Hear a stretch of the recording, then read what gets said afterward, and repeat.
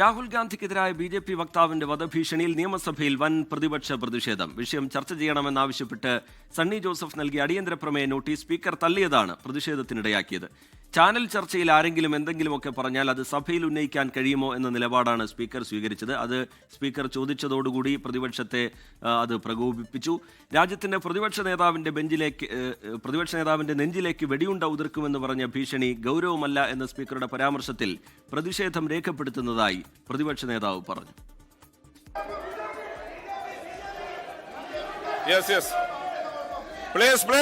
അദ്ദേഹം സംസാരിക്കട്ടെ. ബഹുമാന്യനായ ശ്രീ സണ്ണി ജോസഫ് ഇവിടെ കൊടുത്ത നോട്ടീസ് വളരെ ഗൗരവതരമായൊരു വിഷയം ഉയർത്തിക്കൊണ്ടുള്ളതാണ്.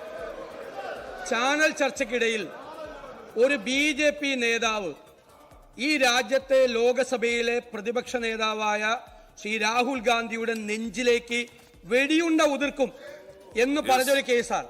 സാർ, അത് നിസ്സാരമായൊരു വിഷയമാണ്, ഗൗരവമല്ലാത്തൊരു വിഷയമാണ് എന്ന് അങ്ങ് പരാമർശത്തിനെതിരായി അതിശക്തമായ പ്രതിഷേധം ഞാൻ ഈ സഭയിൽ രേഖപ്പെടുത്തുന്നു. സാർ, രാജ്യത്തെ സ്പീക്കറുടെ ഡയസിന് മുന്നിൽ പ്രതിപക്ഷം ബാനർ ഉയർത്തി. പ്രതിപക്ഷ എംഎൽഎമാർ സ്പീക്കറുടെ ഡയസിൽ കയറി പ്രതിഷേധിച്ചു. വാച്ച് ആൻഡ് വാർഡുമായി ബലപ്രയോഗം ഉണ്ടായി.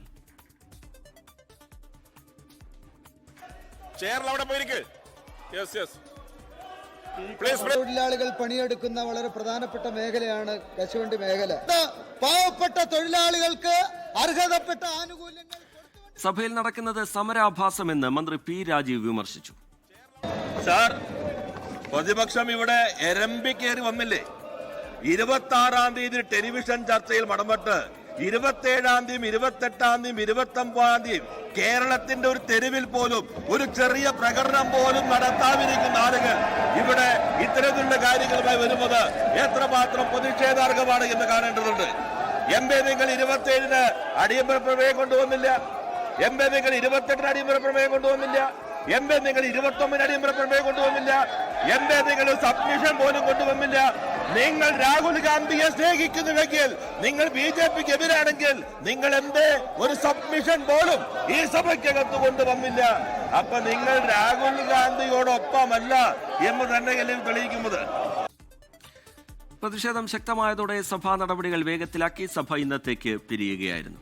ലോകത്തെവിടെയായാലും ഏത് സമയത്തും 24 വാർത്തകളും ഓഗ്മെന്റഡ് റിയാലിറ്റി പാക്കേജുകളും എക്സ്പ്ലെയിനറുകളും വിശദമായി കാണാൻ ഞങ്ങളുടെ യൂട്യൂബ് ചാനൽ നിങ്ങൾക്ക് സബ്സ്ക്രൈബ് ചെയ്യാം.